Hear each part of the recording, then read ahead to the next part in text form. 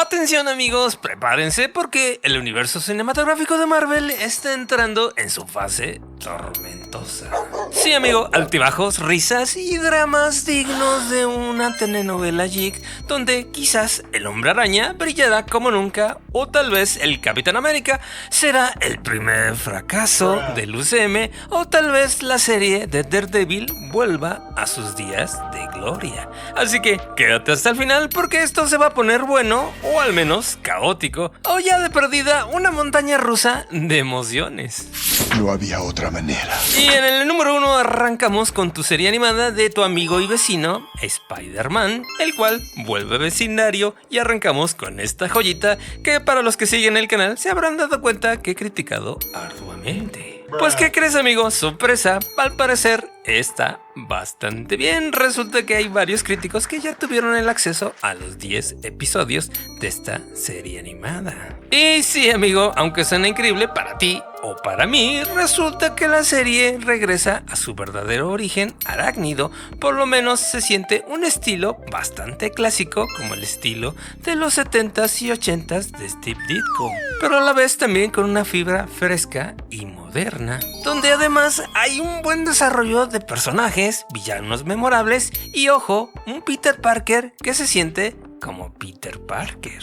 Así que prepárate amigo porque la nostalgia con suficientes giros va a poder mantenernos enganchados, dado que esta será la red que atrape a esos fans perdidos del Hombre Araña y todo apunta a que sí, aunque a mí y a mucha gente nos parezca increíble. Y la verdad que bueno, pero no todo son buenas noticias porque ahora hablemos del descalabro del escudo.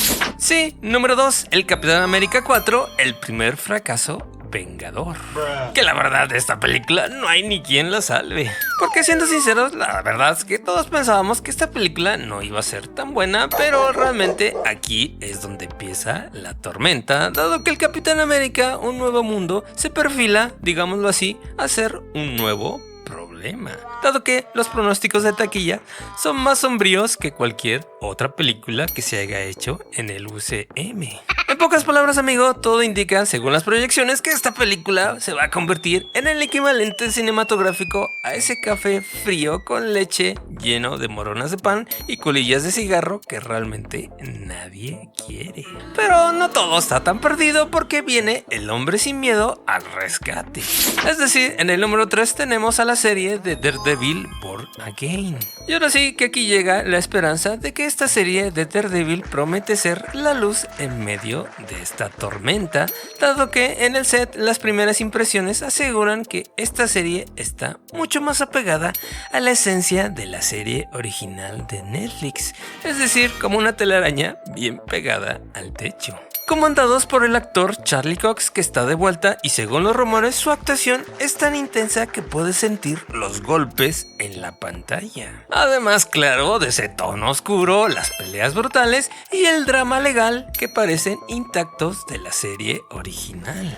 Es decir amigo, de acuerdo a los insiders y la gente que ha visto un poquito de la serie, realmente parece que hubieran tomado lo mejor de la serie original de Netflix, lo hubieran remasterizado y añadido un poquito del brillo del UCM, pero sí, tan solo poquito para no arruinarlo. Lo cual a mí me parece bastante bien, francamente es lo que yo pedía, así que todo parece indicar que Daredevil puede ser ese salvavidas que necesita Marvel, al menos en esta montaña rusa de altibajos del primer trimestre del 2025 para el Marvel UCM. ¿O qué piensas tú?